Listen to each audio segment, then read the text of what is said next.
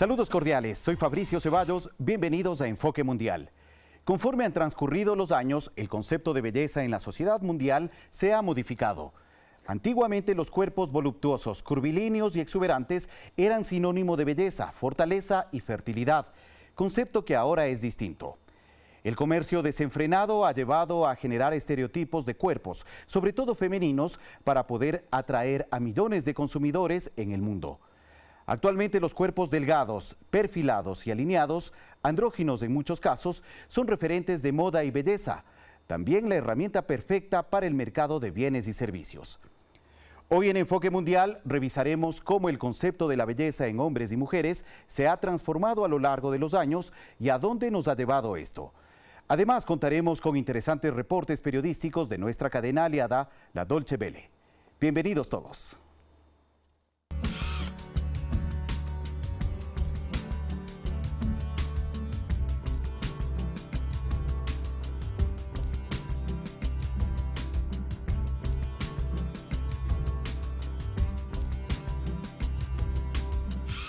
¿Se ha preguntado usted qué es la belleza? Podríamos decir que la belleza es una noción abstracta ligada a numerosos aspectos de la existencia humana. La belleza ha sido estudiada desde la disciplina filosófica de la estética, además de otras como la historia, la sociología y la psicología social. Vulgarmente, la belleza se define como la característica de una cosa que a través de una experiencia sensorial procura una sensación de placer o un sentimiento de satisfacción. En este sentido, la belleza proviene de manifestaciones como la forma, el aspecto visual, el movimiento y el sonido, aunque también se la asocia en menor medida a los sabores y los olores. Desde el aspecto visual, Tomás de Aquino definió lo bello como aquello que agrada a la vista. Y es que la percepción de la belleza a menudo implica la interpretación de alguna entidad que está en equilibrio y armonía con la naturaleza y puede conducir a sentimientos de atracción y bienestar emocional.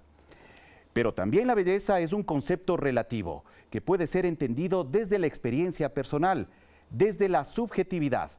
Para mí, algún objeto, experiencia o cosa puede resultar bello, y no necesariamente a ustedes, amigos televidentes, pueden tener la misma percepción. Hace miles de años, los escultores y obras de arte retrataban siluetas curvilíneas y gruesas. A fines del siglo XX, modelos delgadas y anchas llenaron las páginas de las revistas de moda. Ahora los cuerpos voluptuosos se aplauden con likes o me gusta en las redes sociales. Revisemos brevemente cómo ha cambiado la estética del cuerpo femenino a lo largo de los años. Empecemos desde la época prehistórica. Algunas de las primeras representaciones conocidas del cuerpo de una mujer son las figurillas de Venus, pequeñas estatuas de hace 25.000 años aproximadamente en Europa. Las figurillas muestran cuerpos redondos de mujeres con forma de pera, muchas de ellas con pechos grandes. Los expertos han debatido durante mucho tiempo si las figurillas simbolizan el atractivo o la fertilidad. Años después, los artistas continuaron retratando a la mujer ideal como curvilínea y voluptuosa hasta los siglos XVII y XVIII. Para lograrlo, el famoso corsé fue una prenda interior popular entre las mujeres en el mundo occidental, desde finales del Renacimiento hasta el siglo XX. El corsé ayudó a acentuar las curvas, sosteniendo la cintura y el busto. A medida que las percepciones sociales del cuerpo de una mujer cambiaron con el tiempo, también lo hizo la forma y la construcción del corsé. Es así que en el siglo XVIII, esta prenda formaba una silueta en forma de cono, pero en la década de 1790 surgieron versiones más cortas que complementaban la nueva tendencia de moda de los vestidos de talle alto. Luego, en el siglo XX, hay un cambio muy definido hacia un cuerpo cada vez más joven y cada vez más atlético y delgado. Todavía no está claro qué desencadenó ese cambio, pero el interés por los cuerpos finos continuaría hasta bien entrada la época moderna. De 1920 a 1950 se registran trastornos de la alimentación y una relación cambiante de busto a cintura. A medida que más mujeres delgadas aparecían en las revistas, a mediados de la década de 1920, hubo una epidemia de trastornos alimentarios entre las jóvenes, según algunos estudios. De hecho, Alrededor de ese tiempo, los cuerpos de modelos y actrices como Marilyn Monroe crecieron en popularidad y el primer número de la revista Playboy se publicó en 1953. Aunque las mujeres dejaban progresivamente de usar corsés, los mensajes de los medios de comunicación y las presiones sociales para adherirse a un cuerpo ideal continuaban. Ese ideal era un tipo de cuerpo muy joven y delgado. Es así que las prendas básicas se reemplazaron por dieta y ejercicio. Según un estudio de la revista estadounidense Informe Actual de Psiquiatría, elaborado en el año 2012, la incidencia de anorexia nerviosa severa, que requirió ingreso hospitalario, aumentó significativamente durante las décadas de 1960 y 1970. Aunque las imágenes de mujeres delgadas siguieron siendo habituales hasta bien entrada la década de 1980, se enfatizaba en un modelo corporal basado en cuerpos fuertes, atléticos y tonificados. En la década de los 90, ese énfasis cambió a tipos de cuerpos más delgados y sin estilo. En esa misma época, la Organización Mundial de la Salud alertaba sobre la creciente epidemia mundial de obesidad que aumentó bruscamente. Se estima que 200 millones de adultos en todo el mundo eran obesos en la década de los 90, y esa cifra aumentó a más de 300 millones en el año 2000. Aproximadamente a partir del 2010 se registra un cambio hacia la celebración de diversos tipos de cuerpos en los medios y la moda. Esa tendencia parece correlacionarse con el uso de las redes sociales, donde diversos tipos están representados por usuarios cotidianos en línea. Una encuesta realizada por Common Sense Media, organización que brinda educación a las familias para promover tecnología segura, reveló que más de una cuarta parte de los adolescentes que están activos en Internet se preocupan por cómo se ven en las fotos que publican. Algunos expertos en salud advierten que los famosos selfies y la cultura de las redes sociales influyen en la imagen corporal. De hecho, se ha evidenciado que a través de plataformas como Instagram y YouTube, donde permanentemente se publican fotografías e imágenes, los usuarios, personas comunes, idealizan sus cuerpos, lo estilizan, retocan y perfeccionan a través de aplicaciones y programas de edición. No importa en qué época de la humanidad hayan existido los hombres, siempre sus objetivos han sido ser atractivos, originales y exitosos, pero también conquistar a las mujeres, y para eso se han valido de varios artilugios como peinados, barbas, tonificación muscular, etc. Y todo esto ha variado de acuerdo a la época. Así, por ejemplo, a inicios del siglo pasado, el prototipo de hombre atractivo era el del fortachón o el luchador, un hombre atlético que vestía un traje de tirantes que dejaba ver sus fuertes brazos. El mayor ícono de estos fue Eugenio Sandow. De hecho, Arnold Schwarzenegger tiene como referente a este personaje. Para 1910, los grandes músculos se vieron cambiados por el refinamiento de los hombres. Aparece así el bigote estilo manubrio, lo cual era un signo de belleza y masculinidad, pero también de estilo. Para 1930, el mundo del cine era parte de la vida de los ciudadanos y por eso empezaron a imitar a sus estrellas. Se generó un estereotipo que demandaba una figura tonificada, buena postura, hombros anchos, cadera angosta y músculos fuertes. El bigote de lápiz de Clark Gable se volvió un ejemplo para todos. En 1940, con la posguerra, se vino una estética masculina que emulaba a los pilotos de combate. Los hombres de aquella época debían ser fuertes, sin bigote, pero sobre todo uniformados. Para los 50, la sensualidad evidentemente expuesta llegó a los hombres. El estilo rockabilly, que cristalizó Elvis Presley junto a su baile y su peinado lleno de brillantina, fue el modelo para conquistar a las mujeres. Hacia 1960 se produce una bifurcación de la belleza masculina. Por un lado, se mantienen los tipos atléticos con rasgos juveniles y ojos preferiblemente azules, como modelo. Pero por otro lado, aparece la moda hippie y la del rock alternativo, con hombres delgados y cabellos alborotados. En esta onda, la apariencia de Jim Morrison cautivó a más de una. Las dos siguientes décadas serían distintas. Luego de que el hippismo, los hombres y las mujeres casi se mimetizaron, aparece un personaje que devolvería a la moda los músculos, Arnold Schwarzenegger, quien ganó innumerables concursos de fisicoculturismo. Las mujeres se derretían por él y los hombres lo envidiaban. Por lo que los gimnasios fueron, en aquella época, el centro de atención. Para la década de los 90, Kurt Cobain será quien dicte una moda que rompe con todo lo anterior. Aparece una nueva generación de hombres que no se preocupa por cómo lucir y mucho menos por qué ponerse.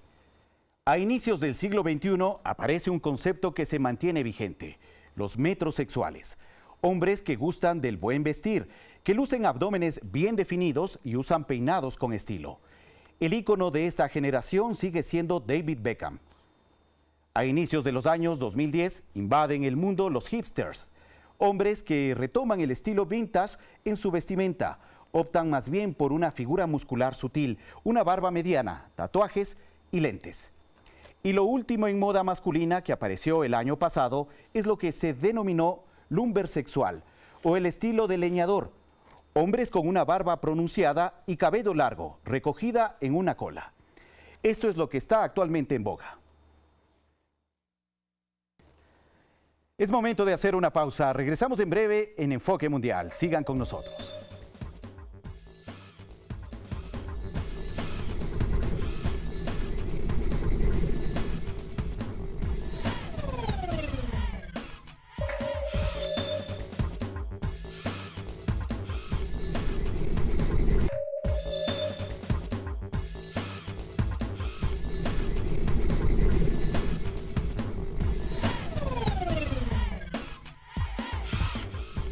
Gracias por seguir con nosotros en Enfoque Mundial. Hoy hablamos sobre cómo ha cambiado el concepto de la belleza durante los años. La cultura oriental y occidental tienen marcadas diferencias en ámbitos sociales, económicos y político. La gente que vive en cada una de estas regiones además presentan diferencias físicas evidentes. Por ejemplo, generalmente los habitantes de Oriente se destacan por tener nariz baja, ojos pequeños y largos, como se puede evidenciar en las poblaciones de China y Japón. En China, una buena parte de las mujeres tienen características físicas en común, como la delgadez, tener la piel blanca, característica que las lleva a usar sombrilla comúnmente. Además, su rostro, por lo general, es pequeño y de forma ovalada, con el mentón puntiagudo y una boca pequeña. Actualmente los países orientales están de moda en occidentalizar los rostros y para lograrlo muchas personas se realizan cirugías plásticas de ojos, mentón y nariz sobre todo. Hay muchos asiáticos que buscan tener ojos grandes y narices respingadas. Según la Asociación Internacional de Cirujanos Plásticos, Corea del Sur tiene el índice per cápita más alto de cirugías plásticas del mundo. El 30% de las mujeres entre 20 y 50 años se sometió a alguna cirugía estética en el año 2016, es decir, más de 2,5 millones de personas. Los cánones de belleza occidental se han impuesto por la globalización en el Oriente. La industria de la belleza y moda ha generado que se siga un patrón de imagen tanto en hombres y mujeres, que son completamente diferentes a sus culturas. Pero en todo el mundo no se tienen los mismos cánones de belleza. ¿Qué pasa en África? En este continente tan grande y tan variado hay una multiplicidad de concepciones de belleza. En Nigeria, por ejemplo, antes de casarse, las mujeres acostumbran a ganar muchos kilos, pues el peso indica el estatus social. En la tribu Masái, en Kenia, mientras menos cabello tenga en la cabeza una mujer, es más bella para su gente. En Etiopía, las mujeres con deformación labial por modificaciones con discos son consideradas las más bellas. En Asia, en los países más desarrollados, se considera que las mujeres más bellas son las de baja estatura y de piel lo más blanca posible. En algunas regiones de Tailandia, por ejemplo, las mujeres más deseadas son las que tienen el cuello más largo, estirado artificialmente con anillos. En Medio Oriente, al ser países tan religiosos, solo se les permite a las mujeres mostrar en público una parte de su rostro. Por eso las narices juegan un papel fundamental en la estética femenina. Y para muestra está Irán, país donde se registra el mayor número de rinoplastias o cirugías de la nariz que se hacen en el mundo. Parte de la moda y de la concepción de belleza indudablemente es la edad. Los seres humanos en muchos casos buscan mantenerse jóvenes por siempre. cosa que no resulta sencilla frente a la trayectoria natural que nos lleva a envejecer día a día. Es por eso que millones de personas optan por las cirugías como método de triunfo ante el paso de los años. Las cirugías estéticas están entre las más demandadas y encabezan esta lista las siguientes. La mamoplastia o aumento del volumen de los pechos, con cerca de 1,6 millones de personas en el mundo hasta el año 2016. Le siguen las liposucciones, con 1,45 millones de operaciones. Luego está la blefaroplastia, que es la corrección de los párpados. Le sigue la rinoplastia, que se refiere a todos los retoques de la nariz. Y también otra de las cirugías más demandadas es la abdominoplastia. Pero aunque parezca que estas cirugías están ligadas al ámbito femenino, no es así. Los hombres buscan también constantemente cirugías estéticas que les permita mejorar su apariencia física. Según la Asociación Americana de Estética y Cirugía Plástica, estas fueron las cirugías estéticas más populares entre los hombres en Estados Unidos en el 2017. 1. La liposucción, que representó el 24% de todas las operaciones. 2. Reducción de mamas, en un 17%. 3. Cirugía de párpados, en un 15%. 4. Cirugía de la nariz, con un 14%. 5. Estiramiento facial, con un 7%. Y 6. La otoplastia o cirugía de las orejas, con un 5%. Y ya se encuentra con nosotros la antropóloga Natalia Pineda, quien ha realizado investigaciones de género desde una mirada antropológica y de educación. Con ella hablaremos sobre el tema de la belleza. Natalia, gracias por estar aquí en Enfoque Mundial. Muchas gracias a ustedes por la invitación. Bueno, Natalia, para iniciar la entrevista, ¿cómo podemos definir la belleza? Pues es difícil tener un concepto único y acabado. Más bien esta es una pregunta filosófica, digamos que de alguna manera todavía no tiene respuesta, ¿no? Ajá. Pero a lo largo de la historia se han dado diferentes interpretaciones sobre este tema. Por ejemplo, en la Grecia antigua, para Platón, pues la belleza estaba asociada con la proporción, con tener una proporción adecuada, digamos casi numérica.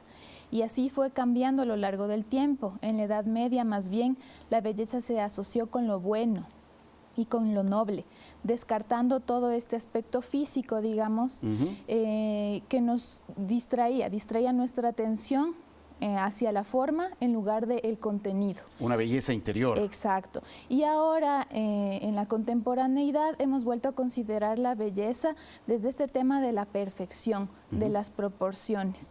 Entonces, actualmente esta belleza es vista, ¿no es cierto?, como esa búsqueda de la perfección, de esas medidas perfectas, tanto en el rostro, en el cuerpo, dejando de lado nuevamente esta idea de lo bueno y de lo noble, ¿no es cierto?, como también un criterio de belleza.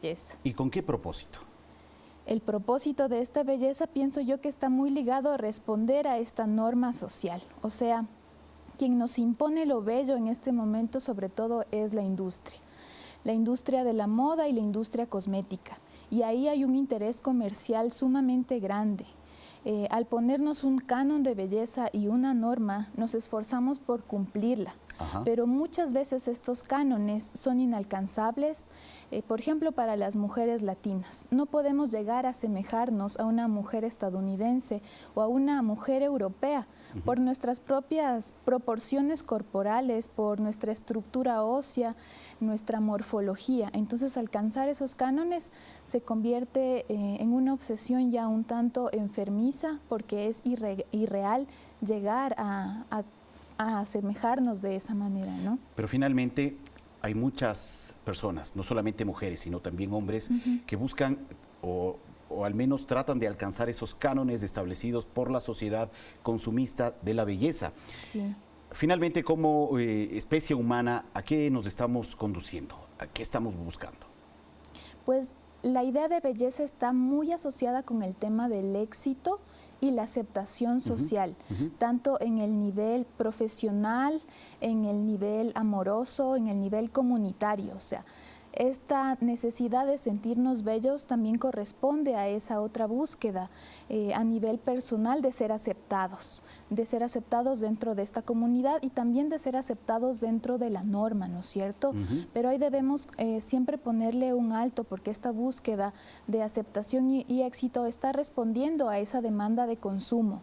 Si nosotros consumimos este tema de industria cultural, cine, las revistas, la televisión, llegamos a hacernos esta idea de belleza y llegamos a consumir esa idea, a buscarla desenfrenadamente, porque nuestra cultura está obsesionada con este ideal de belleza y por ende nuestra cultura produce individuos igualmente obsesionados con alcanzar esta meta. Eventualmente es posible pensar en un cambio de estas metas que se han construido a nivel social a futuro, como antes se entendía la belleza desde el ámbito interno, ahora desde lo externo. ¿Es posible que también haya un momento cíclico en la humanidad para entender la belleza desde otro ámbito? Sí, yo creo que también los movimientos de mujeres estamos trabajando mucho en ese tema y planteando otras opciones de ser y estar en el mundo. ¿Qué se está planteando? Porque nos damos cuenta que estas demandas sobre nuestro propio cuerpo también nos limitan y responden a todas unas lógicas de poder que controlan este cuerpo. Por ejemplo, al entrar dentro de ciertas dinámicas de la moda, nos volvemos menos ágiles al movernos en el espacio público. Por decirte, al tener que correr detrás de un bus. Al hacernos todas estas preguntas, nos planteamos cómo podemos vivir de otra manera, cómo podemos estar nosotras mismas cómodas en nuestra propia piel. Y se plantean muchísimas propuestas en torno al cuidado, pero no el cuidado relacionado con cumplir la norma. Claro. Sino el cuidado relacionado con una comprensión de lo que yo realmente necesito. Es decir, bienestar físico, sí, y bienestar emocional, pero que va a ir mucho más allá de lo que me está diciendo la industria, que es estar bien. Ajá, a ver, pero ¿por qué la población femenina, sobre todo, está teniendo esta mirada crítica sobre el tema de la belleza y los cánones impuestos alrededor de este concepto? ¿A partir de qué? Porque yo creo que somos las mujeres las que hemos sufrido a lo largo de la historia como todos estos condicionamientos en relación a nuestro cuerpo. Más que los hombres. Más que los hombres. Y esto tiene que ver que hay un mayor control social del cuerpo de la mujer que del cuerpo del hombre. Así es.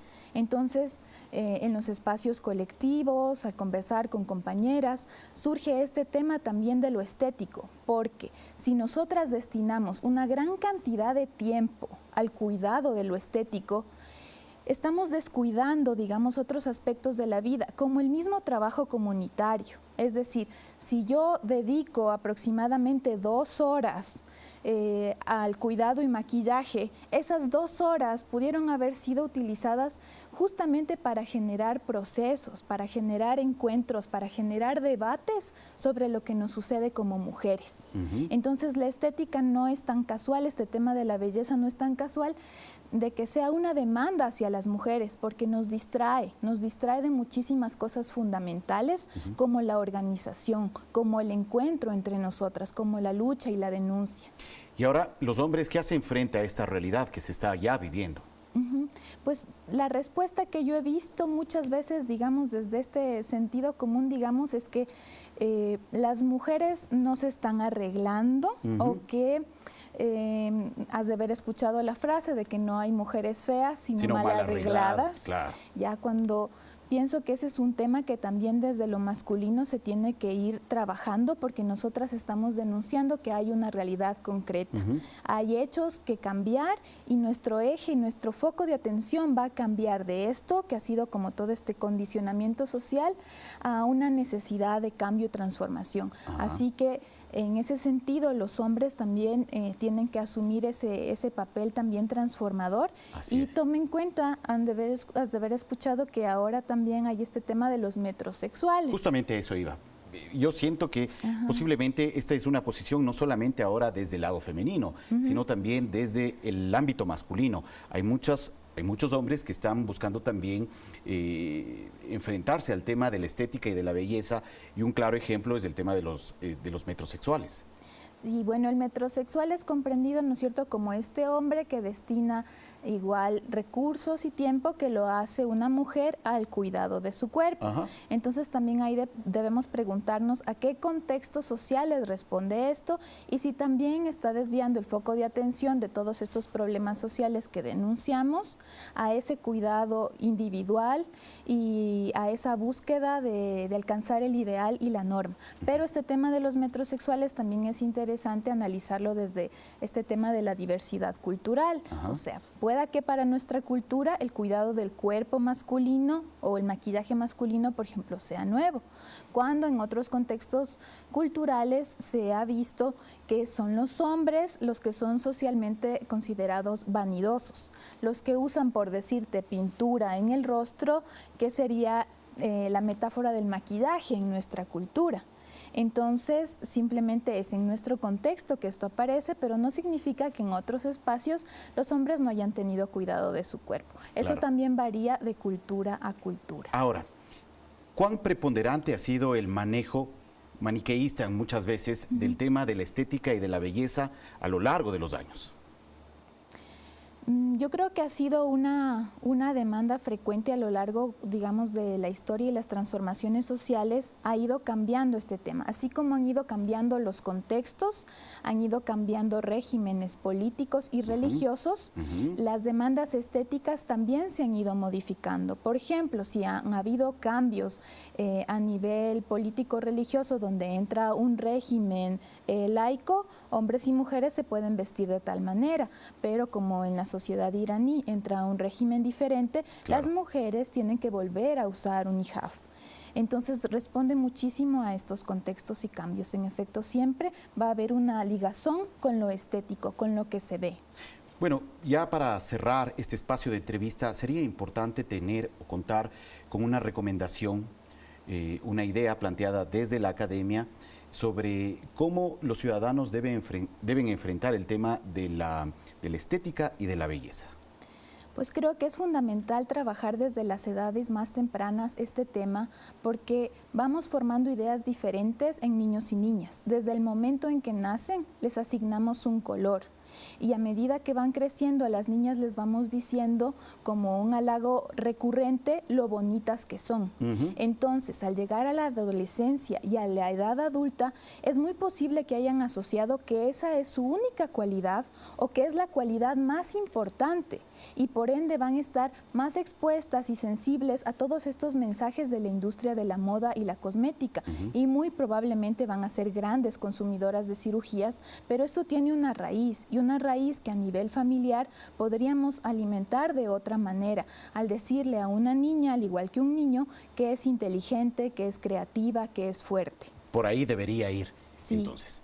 Desde nuestros contextos más pequeños y cotidianos podríamos hacer ese cambio para no generar en las mujeres, sobre todo, esta idea de que la belleza es la cualidad fundamental y que la define para la vida.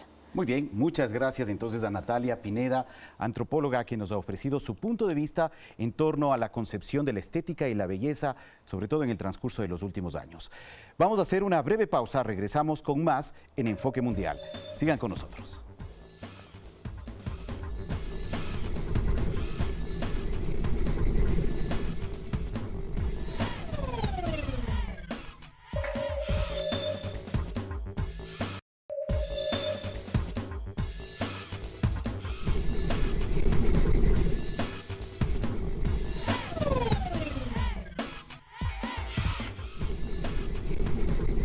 Gracias por seguir con nosotros. Regresamos con más en Enfoque Mundial. Es momento de revisar un documental preparado por la televisión pública alemana, la Deutsche Welle. El tatuaje también ha sido importante en la estética de la humanidad. Wang Old tiene 93 años. Su cuerpo está adornado con serpientes y 100 pies. Ella es la última superviviente de un arte muy especial. Durante toda su vida ha tatuado a guerreros y cazadores en las montañas de Filipinas. En la actualidad, jóvenes de todo el mundo peregrinan a la remota aldea de Buscalán para ser tatuados por ella.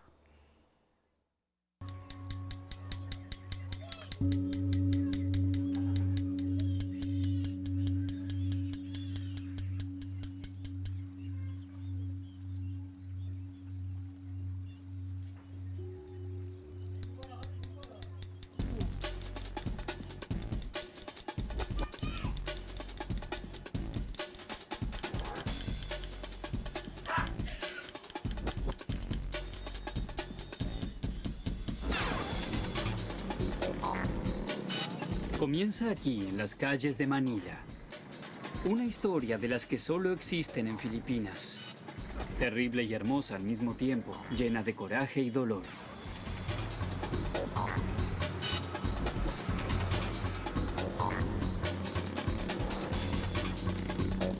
Una historia que llevará a Igan y Charlie al lugar más remoto de las Filipinas. Aquí comienza el viaje de sus vidas. En un oscuro salón de tatuajes en Manila.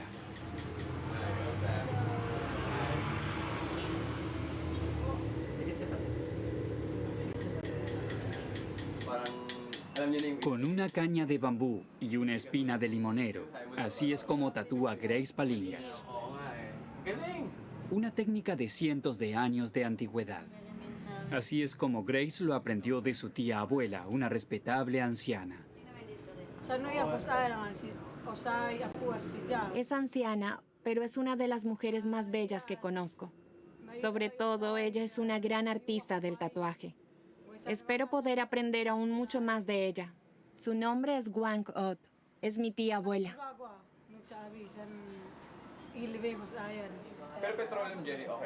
Igan y Charlie sin falta quieren conocer a Wang Od. Ya han oído mucho sobre ella. Wang Od es la última tatuadora de la tribu Kalinga. Y Grace es su aprendiz. En Buscalán todos están tatuados. Las mujeres por una cuestión de belleza. Los hombres tienen que ganárselo. En el pasado, solo los valientes guerreros obtenían un tatuaje.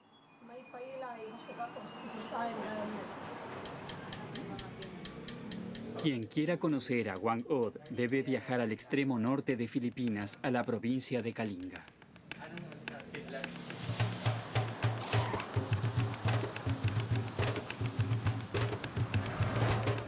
Se tarda 2 días en llegar hasta allí. Y el viaje no es para blandengues.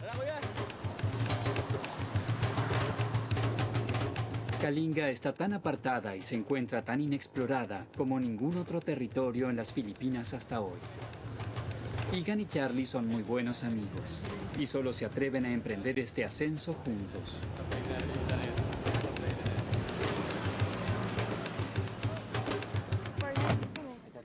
Pronto las carreteras llegarán a su fin. Solo se podrá continuar a pie. Durante mucho tiempo nadie se ha atrevido a adentrarse aquí, a la tierra de los Kalinga, los cazadores de cabezas. La idea de los salvajes guerreros acechando entre la maleza es muy aterradora. Ya están esperando a Igan y Charlie.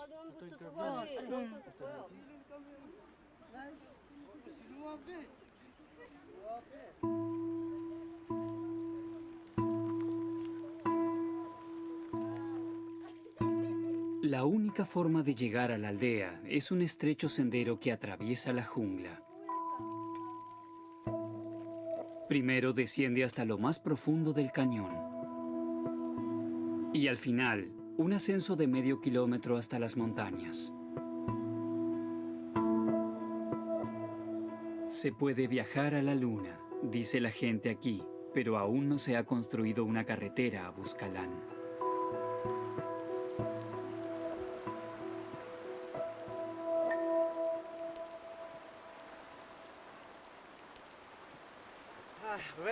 Está muy mojado y es un sendero muy particular.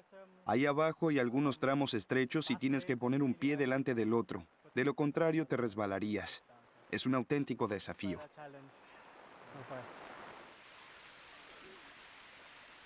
Igan y su amigo Charlie. Los dos visitantes de Manila quieren conocer a los cazadores de cabezas y su arte único del tatuaje.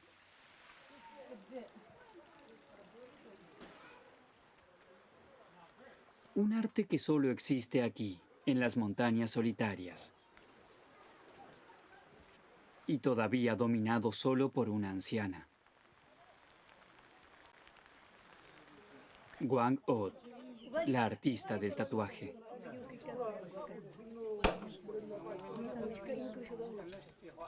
Pero hasta entonces, hasta los tatuajes, los dioses le tienen deparadas otras cosas a Egan y Charlie.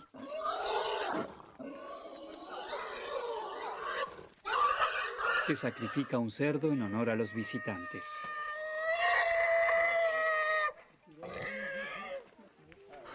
¿Son bienvenidos los visitantes del extranjero?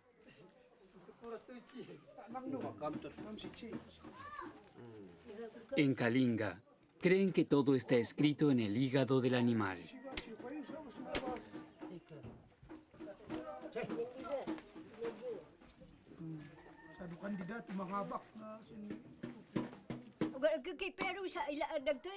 Cuando nos visitan desconocidos, entonces busco señales secretas en el hígado. Si el hígado es grande, redondo y lleno, entonces está todo bien. Si es pequeño o deformado, es un mal presagio.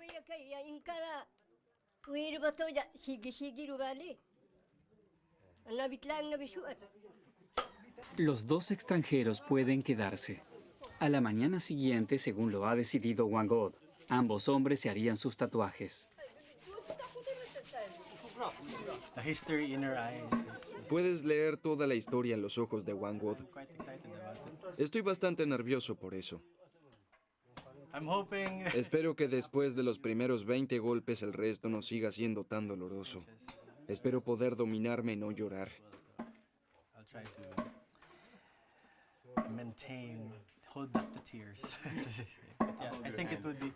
Sí, yo sostengo tu mano.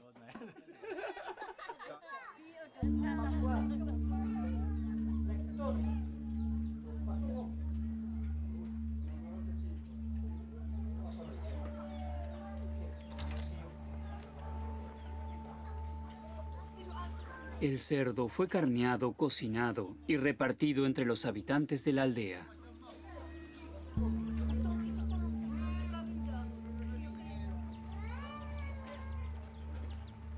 Y como agradecimiento, los Kalinga bailan su danza de guerra.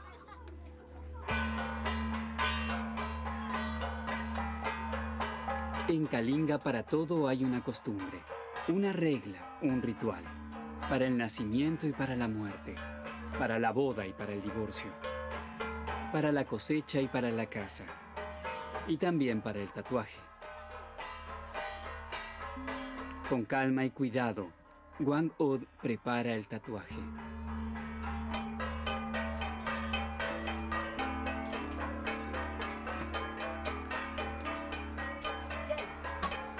Wangod obtiene las agujas directamente detrás de su vivienda. Son las espinas del limonero.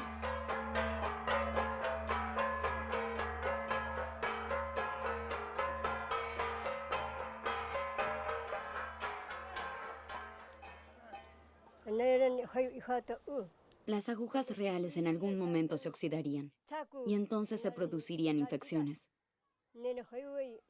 Es por ello que las espinas del limonero son tan buenas. Son largas, fuertes y afiladas, como hechas para tatuar.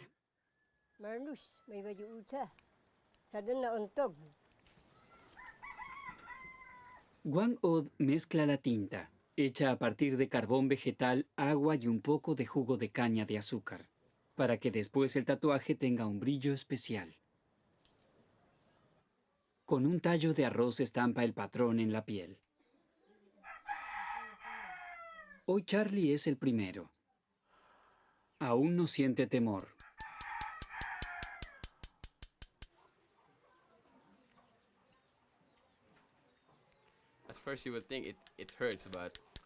Primero piensas, esto tiene que doler. Pero después de recibir el primer pinchazo de aguja, entonces te acostumbras. Un tatuaje de verdad es doloroso, ya sea con el aparato o con una espina. Por supuesto que duele, pero debes pasar por ello. Ni siquiera Wangod sabe qué edad tiene. Ronda los 93 o 94 años. Al mismo tiempo, la anciana ha mantenido una elegante belleza.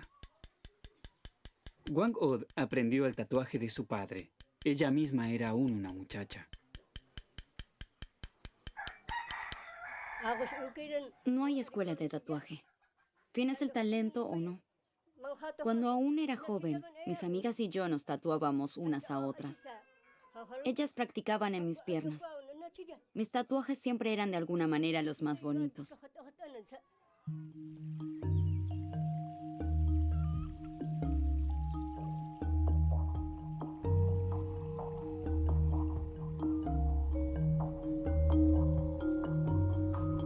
Los Kalinga no siempre fueron tan hospitalarios con los visitantes como con Egan y Charlie.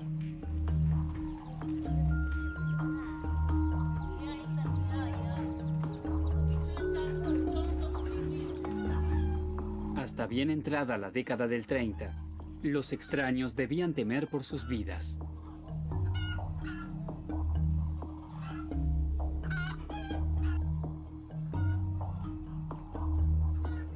Los Kalinga tienen un marcado pasado guerrero y luchaban incluso con las aldeas vecinas para defender su honor y sus tierras.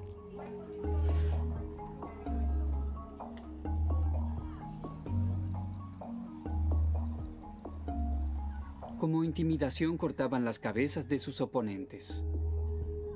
Y como recompensa obtenían después un espléndido tatuaje. Entre los Kalinga, un símbolo de valentía y fortaleza. Los orgullosos guerreros de antaño desaparecieron hace tiempo. George Kasing es uno de los quizás 30 guerreros con tatuaje que aún viven. Un águila magnífica con alas enormes.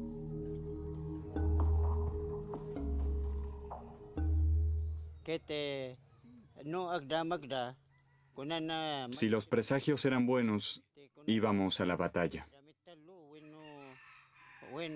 Era una lucha hombre contra hombre. Cada uno de nosotros tenía un cuchillo, una lanza y un machete.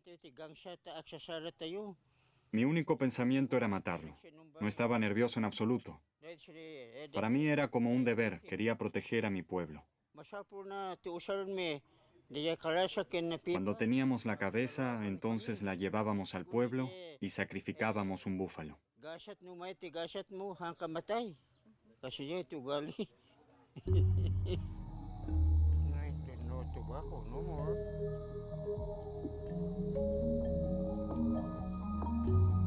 En aquella época, sin duda se realizaban grandes celebraciones después de la batalla.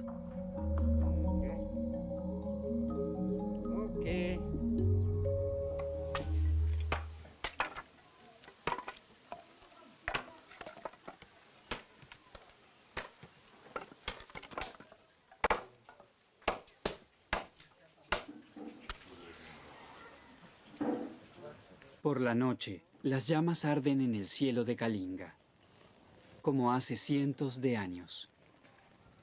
De los cráneos de los enemigos se bebía aguardiente de arroz.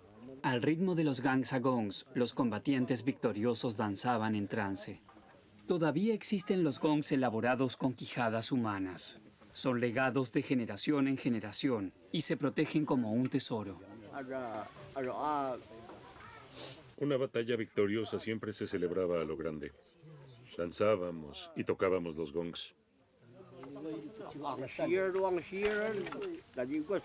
Sabemos a quién le pertenecía esta quijada, pero no queremos revelar el nombre. Eso solo lastimaría a los parientes. Ya no queremos discordias.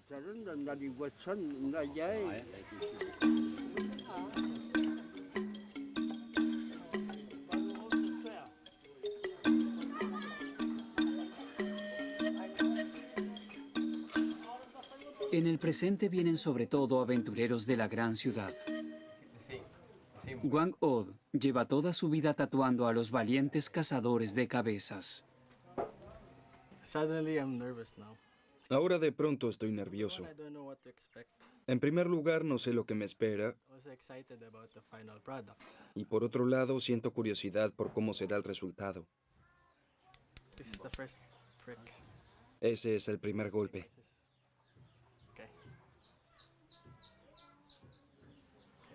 Creo que la espina no es lo suficientemente grande.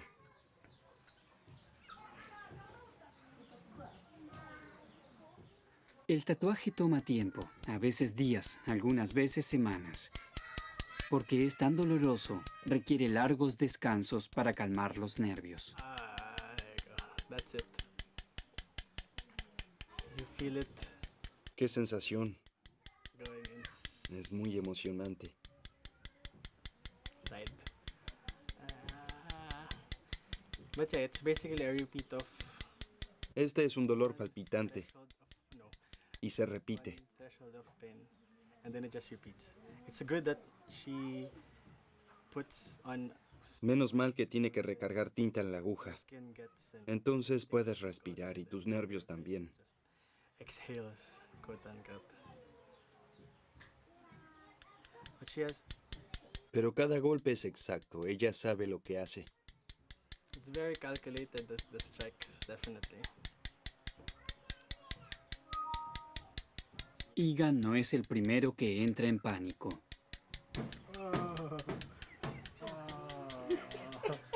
El tatuaje es una tortura, tanto en la actualidad como en el pasado. Crazy, it's crazy. It's funny because Es muy divertido. ¿Quién se expondría voluntariamente a una tortura así? torture, Pero este es probablemente el precio que hay que pagar. for me, I think it's a price I have to pay for. Una vez se encontraba a un orgulloso guerrero delante de Wang Od. Había cortado la cabeza de 3 enemigos, pero el hombre no soportó por mucho tiempo los pequeños pinchazos. He visto mujeres y hombres que cayeron desmayados. Algunos se orinan en los pantalones por el dolor. Y es por eso que aquí se pueden ver a algunas personas que todavía llevan en sus cuerpos tatuajes sin terminar. Sencillamente no pudieron soportar el dolor.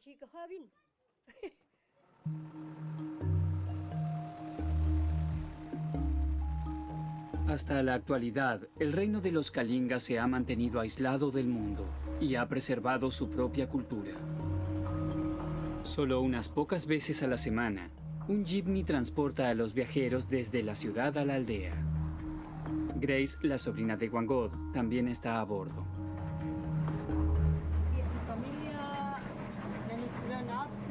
Estoy feliz de regresar a casa. Echo de menos a mi familia y todo lo que quiero. Sobre todo hay muchísimo arroz.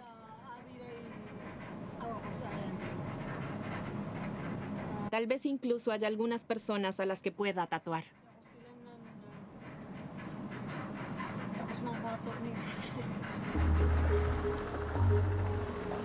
Ya hace mucho tiempo que los Kalinga no cazan cabezas, pero sí problemas con las tribus vecinas de vez en cuando. En lugar de lanzas y cuchillos, en la actualidad hay disparos.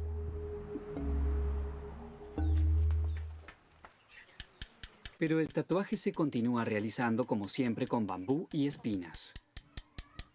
100 golpes por minuto, la tinta se mezcla con la sangre. Pero la aguja de Wang Od continúa precisa su camino. You can see it right now. We are in a transition. Puede verse. Aquí estamos en transición. And I think El mundo moderno se encuentra con el antiguo. if I can Y yo quiero ayudar a extender un poco más los viejos tiempos. tell the story, Quiero compartir este patrimonio cultural. some of that culture and heritage to other people, Significa algo. No es sencillamente un tatuaje. to give some meaning to it, not just another art form, another. Cada tatuaje tiene su significado. El 100 pies, todas sus patas representan la gran cantidad de personas que somos aquí. Todos debemos andar al mismo ritmo, entonces podemos lograrlo todo.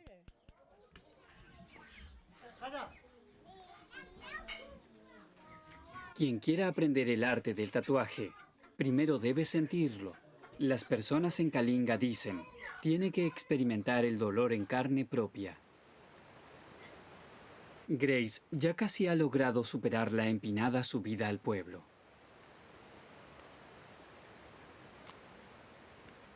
Ella comenzó a tatuar a los 9 años. Hoy tiene 18. Y aún no ha terminado el aprendizaje.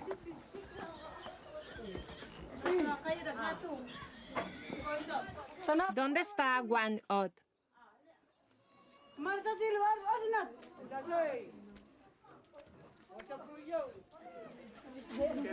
Wang Od se ha convertido en maestra a su avanzada edad. Le enseña todo a Grace. Le transmite su conocimiento como una herencia.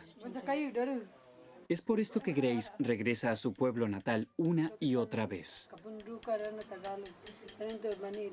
La vida en la aldea es muy sencilla y pacífica. La ciudad es muy ruidosa. Preferiría quedarme aquí en la aldea.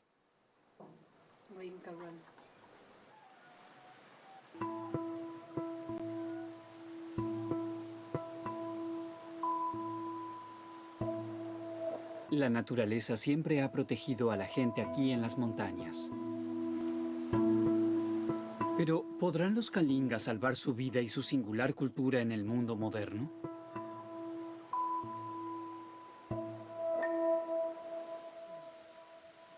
Algunas mujeres se hicieron su primer tatuaje a los 13 o 14 años.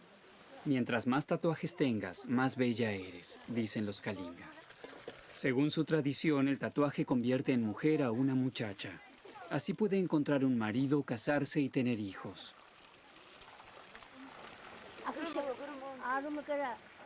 Me tatué cuando era una jovencita, con aproximadamente 20 años. ¿Por qué se han tatuado? Lo hicimos porque queríamos ser más atractivas para los hombres.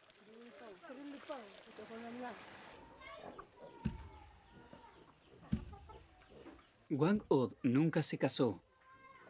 Tampoco tiene hijos. Ella hace todo sola: cocinar, comer, apisonar el arroz. También el tatuaje, incluso en la vejez. Hasta ahora mis ojos aún están bastante bien. Puedo hacer tantos tatuajes como quiera. Pero quién sabe si el próximo año podré seguir viendo tan bien. Cuando las líneas comiencen a cruzarse, entonces dejaré de tatuar la piel de otras personas.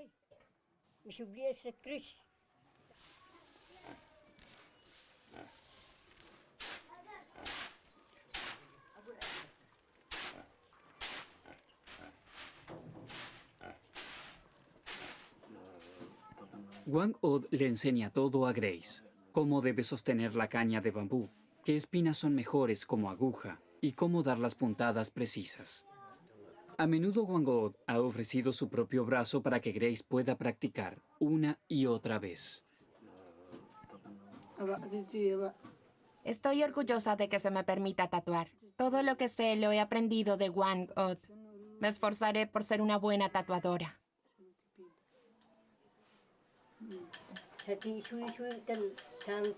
Estoy feliz de que alguien continúe con el arte. Me entristecería si conmigo muriera el arte del tatuaje. Grace es muy joven aún. Aún debe aprender diligencia, paciencia y humildad. Realizas el tatuaje para otra persona y no para ti.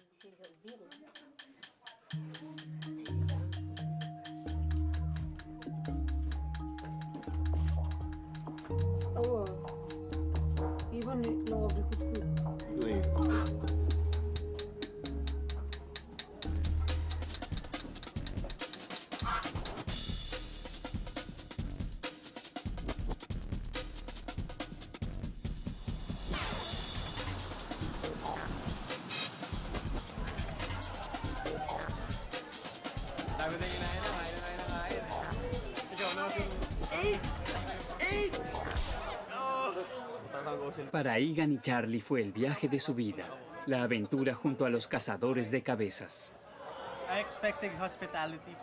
Esperaba hospitalidad, pero fuimos recibidos como si fuésemos de la familia. Todos fueron muy amables. Sacrificaron al cerdo y nos dieron un plato. Nos han tratado como si fuésemos uno de ellos.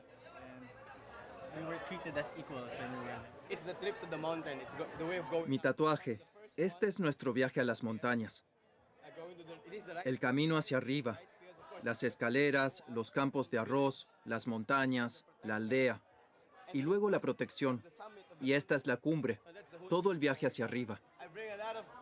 Traje mucha tinta. Y sufrí mucho dolor. Pero valió la pena. Un doloroso y sangriento viaje a los Kalinga. A veces duele mantener viva una cultura.